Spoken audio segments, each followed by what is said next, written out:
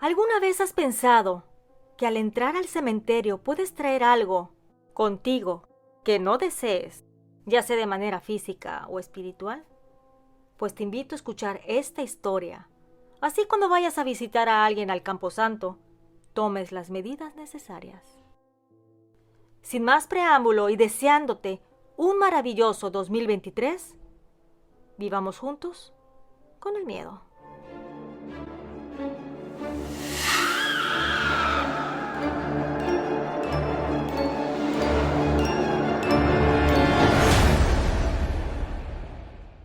Viviendo con el miedo presenta Me embrujé por ignorancia, basado en hechos reales. Esta historia me sucedió cuando tenía 12 años de edad. Vivo en el estado de Nuevo León. Me llamo Cristina y esta es mi historia. Quiero empezar diciendo que mi mamá jamás me había dejado tener animales en casa, porque decía que era una responsabilidad y ella siempre estaba trabajando. Vivíamos en casa de mi abuela, ya que mi papá decidió cruzarse al otro lado para poder ganar más dinero y enviarnos dólares para que tuviéramos una vida mejor. Pero desgraciadamente, nos sucedió lo que a muchas familias. Nos mandó dinero únicamente por 6 meses y luego se quedó en los Estados Unidos. Hasta la fecha, no sabemos nada de él, pero esa es otra historia. Estaba cursando primero de secundaria en el turno vespertino.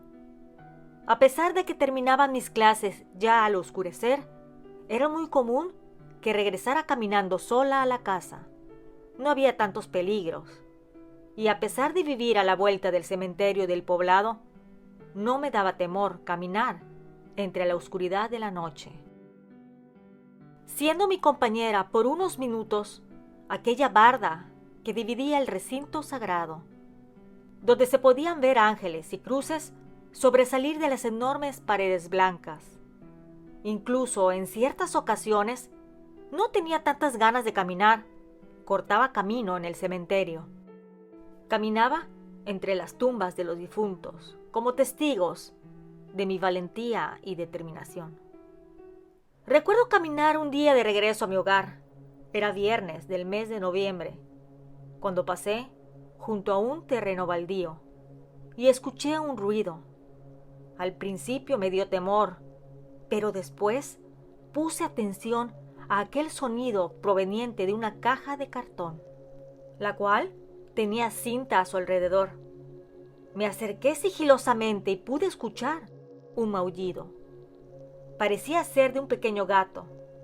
Como pude, abrí aquel envoltorio y vi un gato blanco, no más de un par de meses de edad. Tenía signos de maltrato. A mí me dio mucho coraje, por lo que me quité el suéter que tenía en la cintura para envolver a aquel animalito inocente, el cual temblaba de frío y de hambre. Lo tomé con mucho cuidado y lo abracé, caminando rápidamente para poder llegar a mi casa sin problemas. Evitando de tardar más de lo necesario, me metí al cementerio que todavía tenía las puertas abiertas y corrí entre las tumbas para que aquel diminuto ser llegara lo más pronto y ser atendido. Cuando llegué, le conté a mi abuela lo que acababa de suceder. Le dije que necesitábamos salvar a este inocente. Entonces mi madre salió de su habitación al escuchar el alboroto. Le dije con algo de temor que había rescatado a un gatito blanco y abriendo lentamente mi suéter, le mostré el interior. A ella se le partió el corazón al ver a aquella pequeña bola de pelos blancas llorar por una madre ausente, con hambre y frío, por lo que accedió a que se quedara con nosotras, pero que debíamos de ser conscientes de los cuidados del animalito. Lo aseamos, cuidamos y alimentamos. Le enseñé a que hiciera sus necesidades en el periódico. Sin embargo, aquel gatito fue creciendo cada vez más. Yo no tenía patio o jardín, por lo que tuve la grandiosa idea de ir a buscar tierra, para que allí el animal hiciera sus necesidades. Pero como no le dije a mi madre nada para no darle molestias o gasto alguno, pensé en ir a un lugar con una cubeta y ahí llenar de tierra para que mi mascota tuviera un baño más acorde a sus necesidades. Salí de la casa y caminé. Había casas por doquier. Cuando vi una cruz que sobresalía y pensé, en el cementerio hay tierra y que nadie se molestaría ya que habían jardines y usualmente la tierra era removida, pues para poder enterrar a los difuntos. Así que tal vez nadie se daría cuenta. Y que además, ¿qué podría pasar? Yo en mi mente ingenua de una niña de 12 años. Fui deprisa con mi cubeta verde para recoger la tierra y con mis manos fui metiendo poco a poco aquel polvo café, pensando en darle una comodidad a mi amigo peludo. Como pude, regresé a la casa. Tomé una caja de cartón, la cual ya tenía lista para mi cometido, y fui vertiendo poco a poco la tierra, y con cuidado tomé a mi gato, el cual se llamaba Michi. Lo paré en esta para que pudiera escarbar y hacer, bueno, lo que tenga que hacer. Recuerdo esa noche me acosté a dormir. Yo dormía en la habitación con mi abuela, pues me gustaba. Teníamos una unión muy bonita. Ella era como mi segunda mamá. Recuerdo taparme con mi cobija porque había frío esa noche, pero en la madrugada desperté temblando. Tenía mucho frío y vi que estaba descubierta, que mi cobija estaba enrollada donde van mis pies. Temblando la tomé y me tapé nuevamente. La mañana siguiente todo era normal. Me levanté, ayudé en el aseo de la casa y luego me alisté para ir a la escuela. Sin embargo, cuando fui a vestirme, encontré manchas de tierra en el suelo de la habitación. Simplemente fui por la escoba, la barrí y me fui a clases. En la noche, cuando regresé, fui a limpiar la cajita de mi gato, pero sentí un pequeño escalofrío al hacerlo. Me apuré y terminé, para que pudiera ayudar a poner la mesa y cenar junto a mi mamá y mi abuela. Al acostarme a dormir, me tapé como siempre, pero abrí los ojos y vi como una cabeza de un hombre salía de la pared y éste me veía fijamente. Grité y mi abuela, quien todavía no se dormía, se sentó para tratar de calmarme. Yo le conté lo que había sucedido. Ella me dijo que a lo mejor lo había soñado. Sin embargo, le dije que no, que yo había visto aquella cabeza flotante saliendo de la pared, que estaba espantosa, y sus ojos me veían directamente. La mañana siguiente era sábado.